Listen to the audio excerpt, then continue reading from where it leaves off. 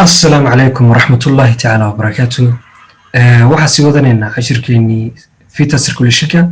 maanta aan kasoo diyaarin doono qaybtiisii labaad oo ah aan ka hadli doono waxyaabaha dhici doona the change after birth. Then ilmaha yar marka uu soo dhasho wuxuu bilaabaa inuu neefsado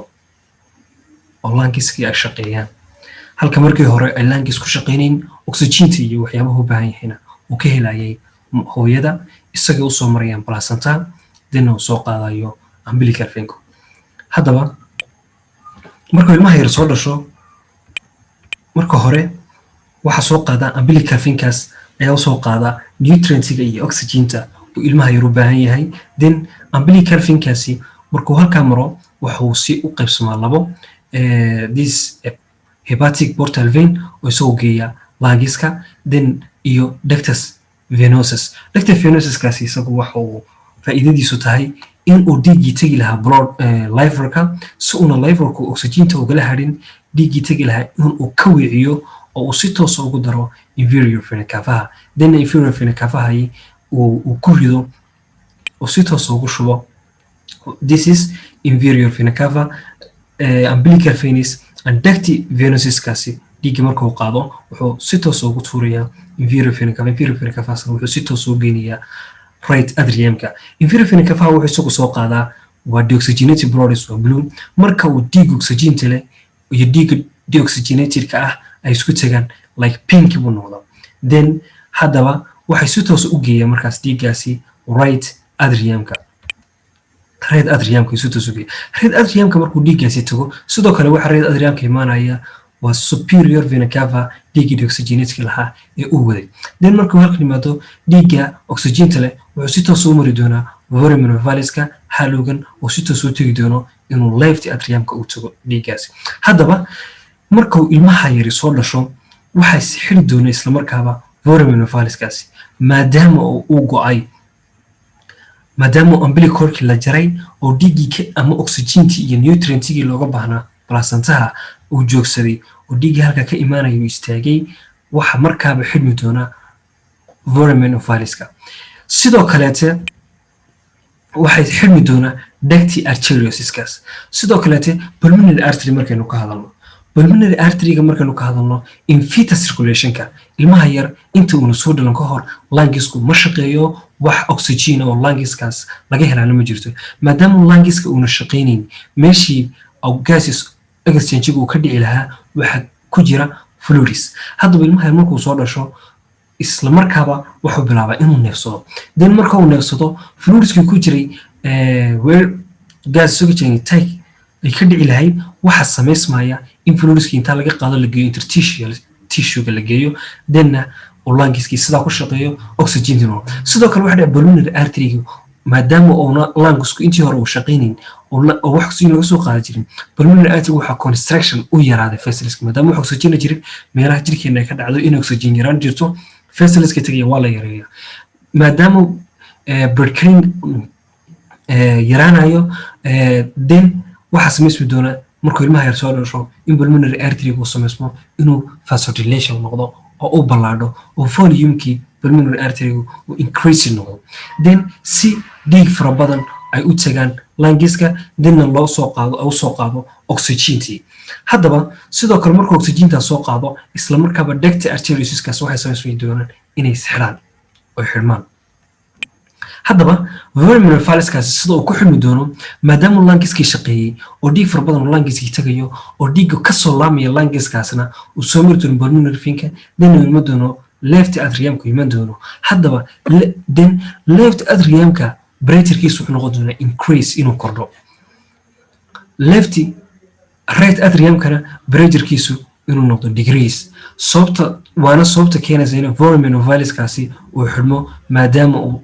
sidan u soo furmayo maadaama marka hore right atriumku pressure-kiisu high ahaa waxa fududaanaysa inuu sidan u soo furmo foramen valiskaas. hadda maadaama hadda uu left atriumkaasina uu noqday pressure-kiisu increase right atriumkuna uu noqday decrease waxa sameysmi doona foramen valiskaasi inuu xidhmo oo si fudud xidhmo. hadda physiological markaynu ka hadalno the first few minutes waxay xidhi doonaa voraminovirus-kaasi si dhiigga intan ku jira iyo dhiigga xagan ku jirayay ayna iskugu gudbin. in anatomical markaynu ka hadalno anatomical ahaan in uu wada xidhmo oo uu samaysmo adrian septimiskaas uu samaysmo waxay ku qaadanaysaa wuxuu si toos u xumi doonaa waa 10 to 15 hours of life ayuu xumi doonaa ama vormouths ee ugu horeeya 4 bilood oo ugu horeysa ayuu si toosa fuse noqon doonaa oo uu si toosa u xumi doonaa voraminovirus-kaasi. sidoo kaleete waxa umbilical venuskaasi maadaama umbilical korkii laga jaray umbilical venuskaasi wuxuu noqon doonaa inuu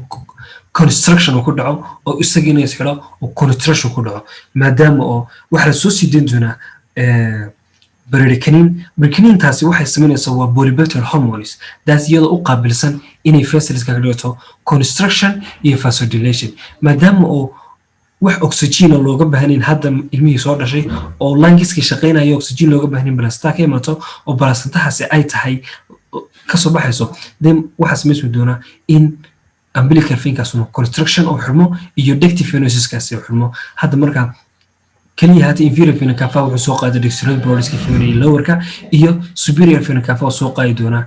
upperka oo then isku keeni doona right atriumka. sidoo kaleete waxa xirmi doona waa umbilical artery iyaguna is the few minute hourskaasi waxay samaysmi doonaan inay construction ay noqdaan oo is xirmaan. haddaba sida oo kaleete waxa xirmi doona ductal arteriosus. ductal arteriosus anatomical markaynu ka hadalno darar ahaan waa 8 millimeters.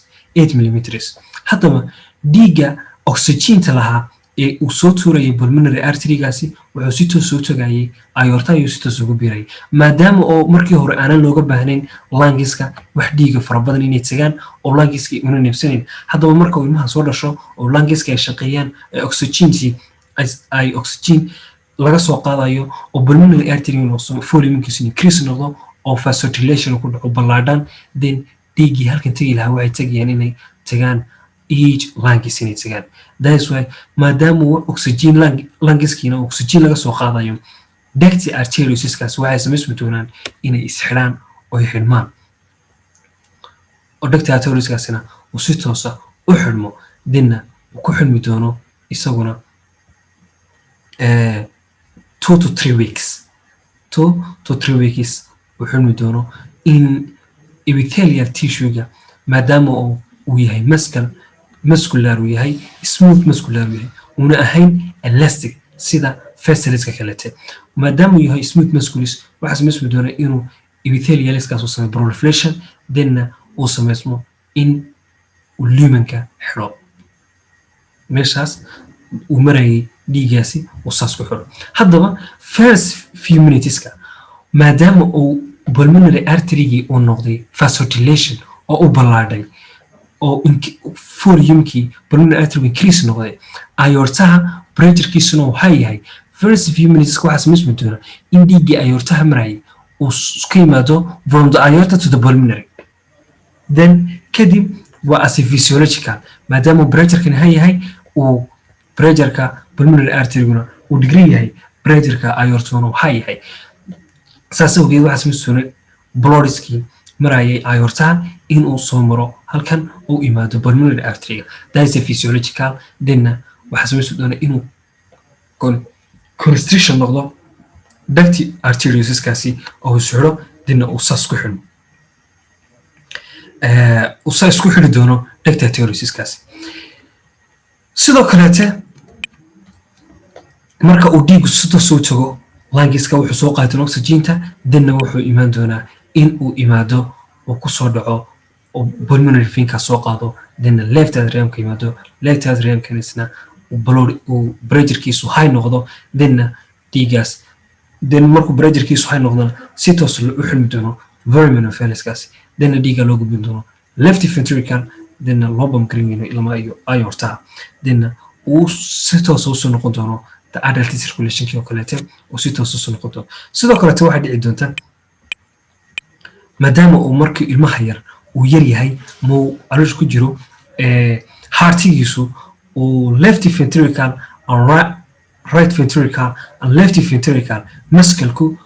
myocardium-ku ay yihiin same wada tick ay yihiin muscularis hadda maadaama imka bilaabi doono as a contraction oo contractionkaas uu loo baahan yahay left ventricalku inuu contraction xooga sameeyo si uu dhiigga u gaarsiiyo dhammaan jirka oo dhan tissue of the body si loo gaarsiiyo oo dhan waxa samaysan doonaa in left ventricalkaasi uu noqdo markaasi dambeysa thick uu sii noqdo sababtoo ah